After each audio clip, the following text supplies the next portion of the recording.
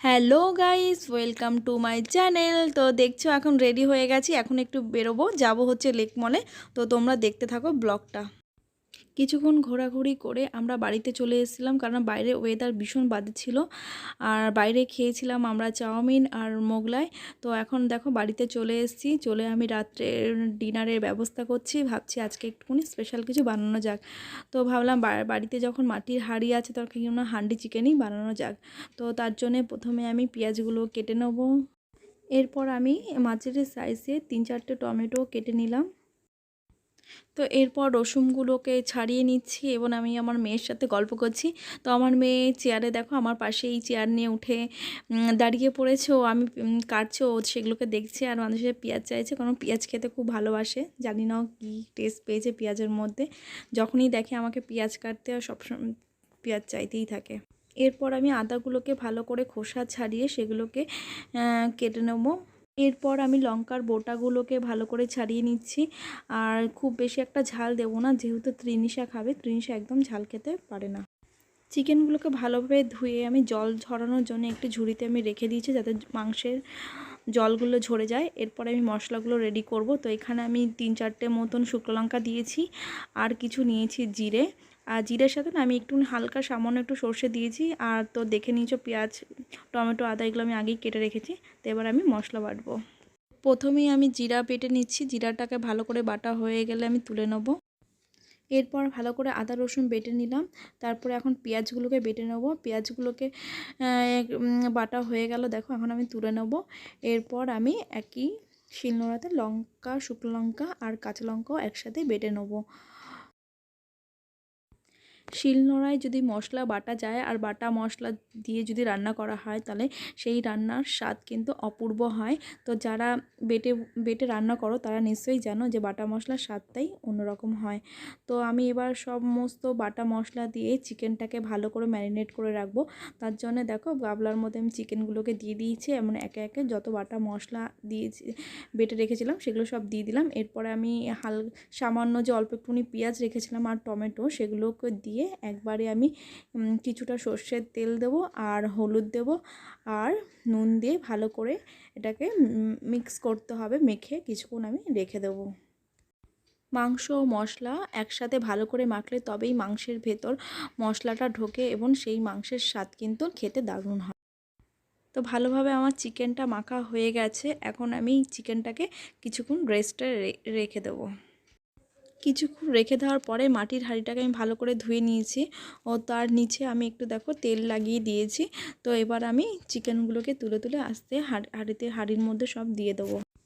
কেটে রাখা আলু নুন হলুদ মাখিয়ে হাঁড়ির মধ্যে দিয়ে দিলাম। এবার হাঁড়ির মুখটাকে আমি ঢাকনা দিয়ে আটকে দিলাম এবং এই ঢাকনাটা হাঁড়ির সাথে ঢাকনাটাকে ভালোভাবে যাতে লাগে তার জন্য আমি এখানে আটা গুলে রেখেছিলাম। দেখো আটাটাকে আমি কিন্তু মাখিনি, সামান্য জল দিয়ে গুলেছিলাম, কিন্তু গোলাটা এমন হবে যাতে গড়িয়ে না পড়ে ভেতরে বা বাইরে বাইরে এমনভাবে গুলতে হবে যেটা একটা হাঁড়ির গায়ে যেন স্টিক করে থাকে। তো আমার এটা দেওয়া হয়ে গেছে, তবে আমি আবার গ্যাস জ্বালিয়ে দিলাম। এবার আমি হাঁড়িটাকে গ্যাসের মধ্যে বসিয়ে দেবো। গ্যাসে বসানোর পরে আমার খুব ভয় লাগছিল, কেন এই প্রথম আমি গ্যাসের মধ্যে হাঁডি চিকেন বানাচ্ছি। ভয় লাগছিল যদি মাটির হাঁড়িটা যদি ফেটে যায় আর সমস্ত খাবারটা যদি নষ্ট হয়ে যায়। এদিকে দেখো আমি যে গোলাটা দিয়েছিলাম সেটা এক ফোঁটাও কিন্তু বেয়ে কোনো দিকে পড়েনি, হাঁড়ির গায়ের সাথে খুব সুন্দরভাবে স্টিক করে আছে। 10-15 মিনিট পর দেখো কিছু কিছু জায়গা থেকে বাষ্প বেরোচ্ছে। তো আমি সেখানে কি করেছিলাম, আরেকটু আটা গোলা দিয়ে দিয়েছিলাম। কিন্তু পরে ভাবলাম যে প্রেশার কুকারেও কিন্তু দেখবে একদম পুরো স্টিমটা কিন্তু ভেতরে থাকে না, কিছু স্টিম ওরা বাইরে বের করে দেয়, নাহলে কিন্তু বাস করতে পারে। তো একটুকুনি স্টিম তো বেরোবেই। গ্যাসের আঁচ কমিয়ে আমি এটাকে প্রায় 45 মিনিটের মতো রান্না করেছি। তো এখন দেখি ভেতরটা একটু খুলে কেমন হয়েছে, আদৌ চিকেন সেদ্ধ হয়েছে কিনা সেটা দেখার জন্য আমি এখন এটাকে চেক করছি। তো প্রথমে তো ঢাকনা খোলার সঙ্গে সঙ্গে ধোয়ার জন্য কিছুই দেখা যাচ্ছিল না। পরে দেখলাম না, চিকেন একদম ভালোভাবে সেদ্ধ হয়ে গেছে আর তার সাথে আলুও একদম সুন্দরভাবে সেদ্ধ হয়ে গেছে। হান্ডি চিকেন তো আমার রান্না কমপ্লিট হয়ে গেল। এখন গ্যাস বন্ধ করে দিয়েছি আমি, কিন্তু তাও দেখো কি সুন্দর ফুটছে। তো আমি এবার এটাকে গ্যাস থেকে নামিয়ে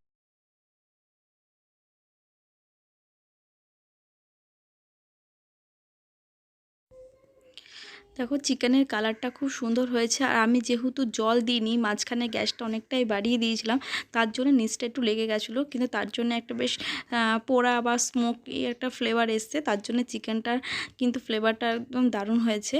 তো জল ছাড়া চিকেন দেখো সামান্য একটুখানি গ্রেভি হয়েছে, এটাই বেশি খেতে ভালো লাগে।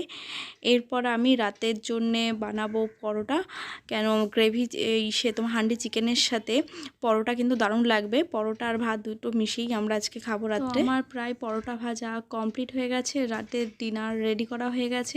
এদিকে তৃণিসার বাবা গেছে আইসক্রিম আনতে। তো তো এদিকে দেখো গুল্লু দাঁড়িয়ে আছে দরজার কাছে, যেহেতু দরজা দিদি নক করছে, তো জানে দিদি আর বাবা চলে এসছে। তো এখন গুল্লু আমাকে বারবার ডাকছে, বলে দরজাটা খোলো, দিদি এসছে। তো দেখো দিদি এসছে, দিদিকে দেখে ওর কত আনন্দ।